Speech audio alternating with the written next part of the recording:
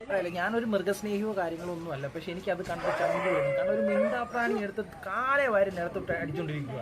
സത്യം പറഞ്ഞാൽ ശരിക്കും നല്ല സങ്കടമുണ്ട് കേട്ടോ.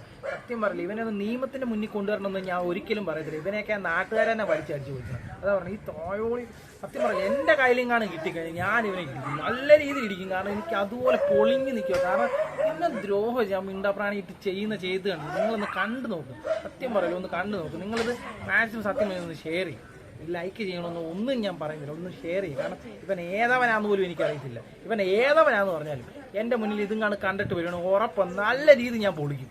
സത്യം പറഞ്ഞാൽ എനിക്ക് അതുപോലെ കലിപ്പ് കയറിക്കും. കാരണം ഞാൻ ഇന്നേ വരെ ഞാൻ ഇതുപോലെ ഒരിക്കലും ഞാൻ ഇൻസ്റ്റാഗ്രാമിൽ ഒന്നും പറഞ്ഞിട്ടില്ല. കാരണം എനിക്കിത് അതുപോലെ സത്യം പറയാൻ നല്ല വിഷമമുണ്ട്. ഉള്ള കാര്യം പറയാം, നിങ്ങളത് കണ്ടു നോക്കും.